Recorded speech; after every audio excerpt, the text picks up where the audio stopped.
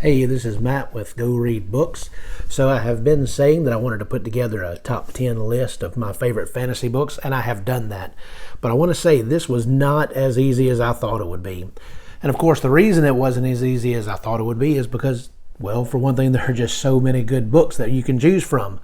But not only that, also there are some kind of different categories of what certain books could be. There's a couple of these that some may say are sci-fi, and they are sci-fi, but I also link them in this category. But the good thing is this is my top 10 list. So I guess I can do it the way I want to do it. But anyway, so I have a few that are honorable mentions, and then we are going to move into the top 10. I've been excited about doing this. And I did an earlier video where I talked about how I became a constant reader, and several of the books that I'm going to mention in today were mentioned in that video, and maybe some in some other videos. But this is my compiled list of my top 10. So let's go. First of all, in my honorable mentions is The Lion, the Witch, and the Wardrobe by C.S. Lewis. Now, I included this, there are probably several of these books in this series of the Chronicles of Narnia that I could have all kind of grouped up in one as far as how much I like them, but I chose this pretty much because it's the most popular of them, The Lion, the Witch, and the Wardrobe. And so this is a book that of course I remember hearing about all of my life. I'm pretty sure I had to read it in school and do a book report on it. But of course, I read it later on in life, and it really meant a lot to me. A really good story. I really enjoy what C.S. Lewis did in this series. Some people don't like it as much because, of course, it is for younger readers.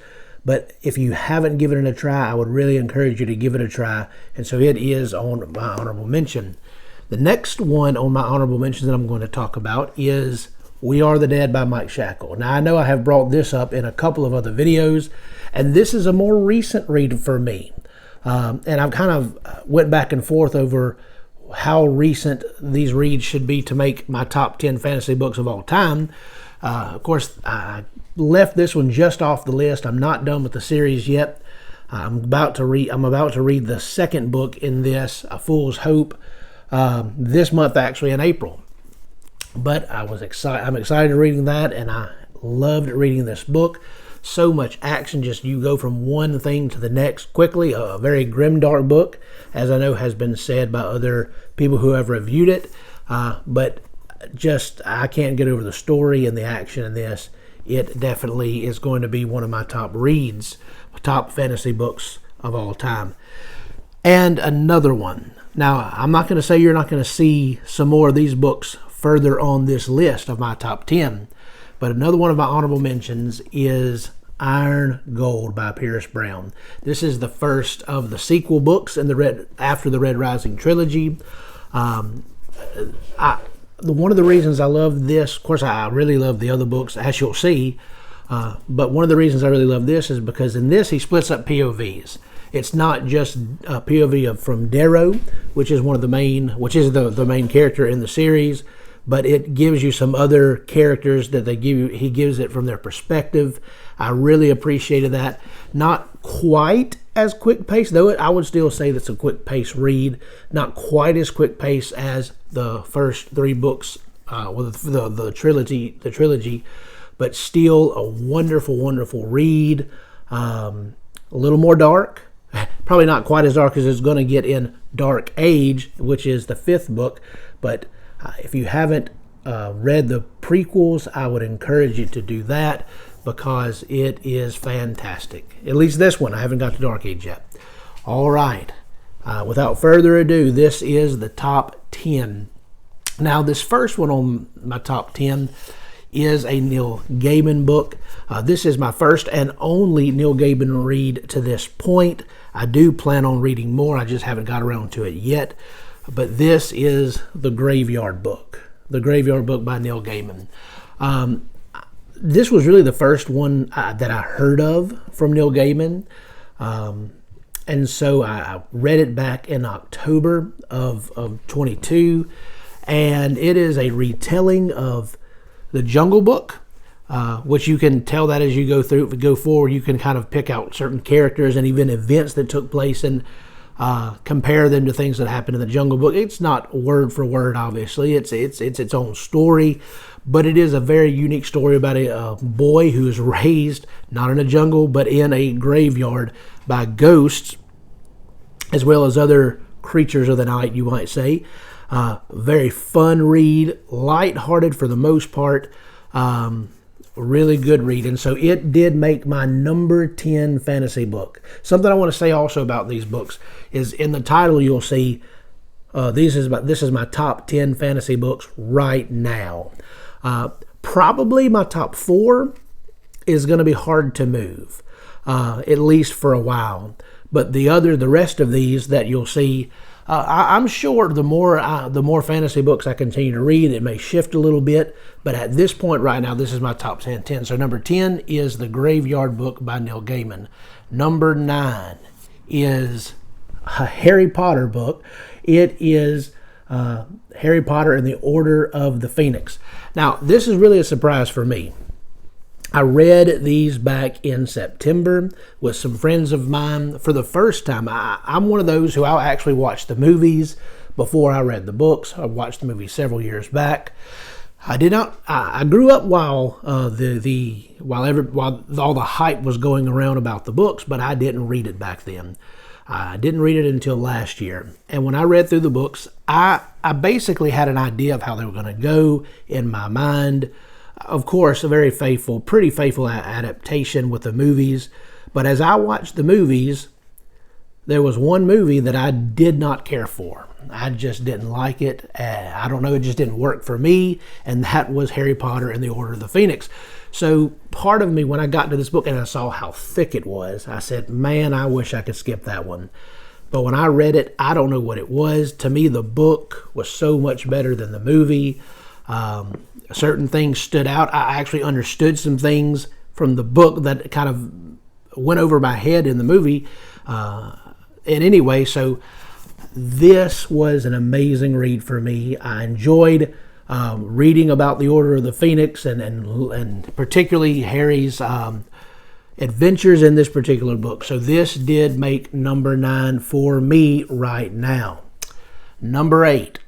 And this is going to be one, you probably see more of these on the list, or more from this author. That's another thing. I've heard some say that when they do these top 10 lists, they try not to enter in more than one book by the same author. I'm going to go against that on my personal top 10 list, but whatever each person wants to do is fine for them, but this is how I'm going to do it. Number 8 is The Hobbit. And it makes the list for several reasons. For one, I love the story.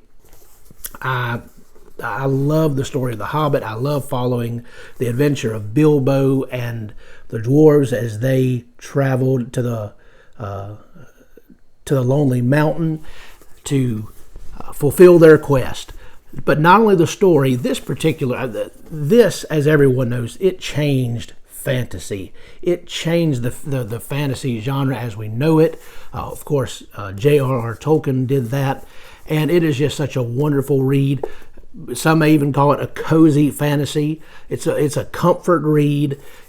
I would say if you haven't tried The Hobbit, most have probably tried The Hobbit if you're watching videos like this. But if you haven't, you should, because it is wonderful. I actually have a friend who is going to read the trilogy for the first time this year, and he said, I haven't read The Hobbit. I've tried to read The Hobbit. I think I'm going to skip it. And I was encouraging him, no, you just read The Hobbit. You need to know that story. There's so much in it that will help to build up for the story in the trilogy. Really, really well done by J.R.R. Tolkien. Number 7 on my list. This, again, is a recent read of mine. And, of course, I went back and forth of where to place some of these. This ended up at number 7 for me. It is Never Die by Rob J. Hayes. I went into this not that I wasn't expecting to like it, but I had not read, up to this point, I have not read a self-published, or a book by a self-published author. And I had heard some people talk about, well, some self-pub, they don't go through the rigors of editing or whatever. Well, I found out that that's not probably always true, probably not most of the time true. This was an amazing book. What was so good about it, of course, is action. It starts off in an amazing way. The prologue is just one sentence long, and here's what it says. Itami Chow woke to the screams of her own death. She remembered it all. When I read that, I said, well, I've got to know what happens next when it started off like that. So Rob J. Hayes did a wonderful job with this. It is the first book of a series. In fact, I'm going to be reading the second book of the series this month in April. I had so much fun, and that's something. The way I am saying why I love these so much is the time that I had while I was reading it. How much I enjoyed these books while I was reading them. I thoroughly enjoyed this book. I can't give it enough praise. So that was number 7. Now number 6. Now here's where we're going to start grouping up. I have multiple books by authors. Number 6 in my list is this. It is The Monster in the Hollows by Andrew Peterson. Now, I've talked about the Wingfeather Saga. This is book number 3 in the 4 books. This is book number 3 in the Wingfeather Saga. The first book was good. It set up the story. It told you about the family and the children it was following. Book number 2 expanded the world. This was the first book that I just absolutely fell in love with the story. I love the first 2 books, but this book wowed me. I had so much fun with it. I enjoyed it so much. I'm not going to talk too much about the plot here. At this time, I want to do another video of why you should read and why everybody should read the Wingfeather Saga. But this, it gives you thrills. It's funny. At one point you'll be laughing, and another point you'll be crying. And this is definitely a top book and will remain one of my top books of all time. Book number 3 of the Wingfeather Saga, The Monster in the Hollows. Now, number 5, so my top 5. So the next one in this is actually another Wingfeather Saga book, book 4. This is The Warden and the Wolf King. This is obviously the last book of its quartet. The reason I chose this is really to come after The Monster in the Hollows, why it's one step higher for me, not just because it's the end, but the way it ends blew me away. I was not expecting it. When you go back and think about everything you've read, you kind of see how it may have been coming, but I'm the type of reader where I don't see things coming while I'm reading it. I can go to the end of the book and think, well, I can see how it got there. But while I was reading it, I was shocked, surprised, happy, sad, mad, a lot of emotions went through this book. It is a wonderful conclusion to this story, and again, I would highly recommend anybody pick it up and read it. It is book number 5 for me. Book number 4. Book number 4 is, and I've already had one Pierce Brown book in my honorable mentions. This is number 4 for me, Golden Sun. Now, for a lot of people, this is their favorite book of the series. And for me, it's close. This is probably almost my favorite book in the series so far, because I've not finished the series, but at this point I've read the first 4. This is book number 2. This book is a surprise. In book 1, you see the story go in one direction, and even at the end of that book you think, well, I know where he's going next with this, and he pulls the rug out from underneath you and you're in a completely different place. The story has expanded so much, the world has expanded so much. I was blown away, and I was blown away again by the end. Never a dull moment in this book. There's no lull. Just one amazing thing after the other happens. until you get to the end, and then you are shocked. So anyway, wonderful book, book number 4 for me. Once again, book number 3, Morning Star. This is a very recent read. In fact, it's so recent, it was just last month. And it just edged out Golden Sun for me. So in this book, there was a particular event, and for me, it came so close to which book was a little better for me. One particular event that took place with probably my favorite character is what set it over the edge. But just an amazing story. I was telling my wife, she always asks me what gifts I want for a holiday or for my birthday. I said, well, for one thing, when it comes around, I want the hardbacks of this series because it is so amazing, and I know I want to keep them forever. So Morning Star by Pierce Brown is book number 3 for me. Again, the Red Rising series, some may say, well, that's sci-fi, that's not fantasy. It has fantasy elements to me. It feels like fantasy, I guess you would say, and it is awesome. Book number 3, Morning Star. All right, my top 2.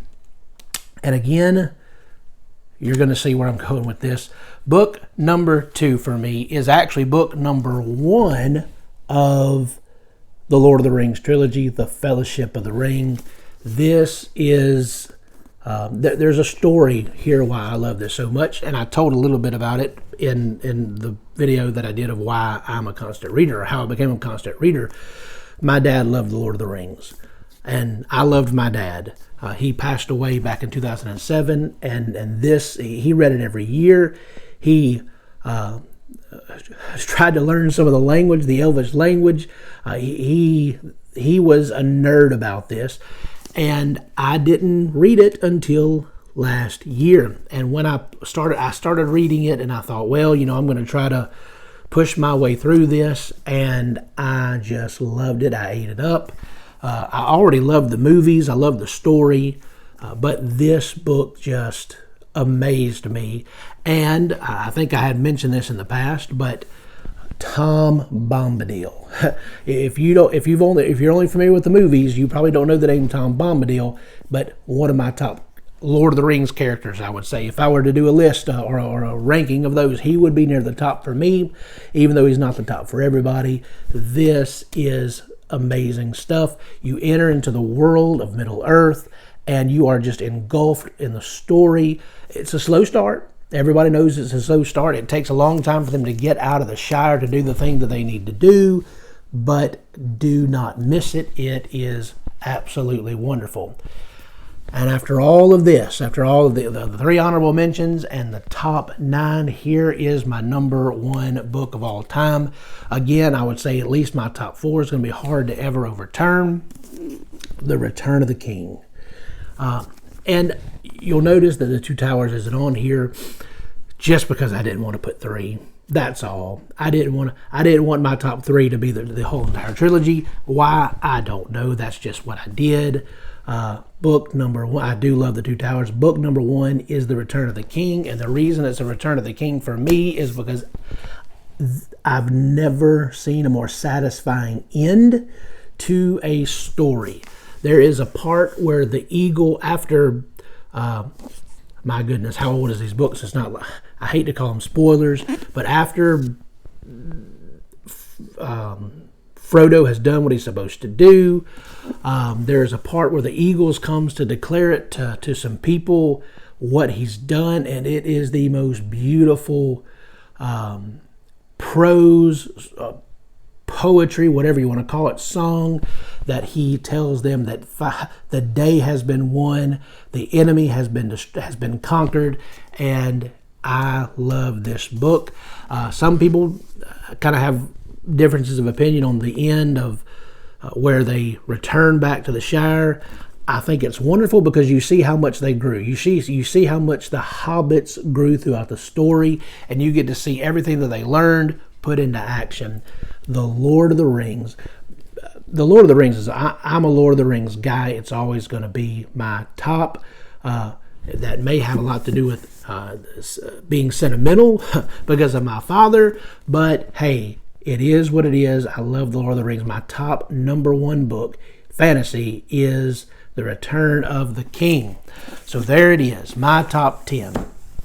I know these are some amazing books, probably some different books in it that you may have, but these are the ones that I had a wonderful, wonderful time with, and they are the top of the line for me when it comes to fantasy. Thank you, and go read books.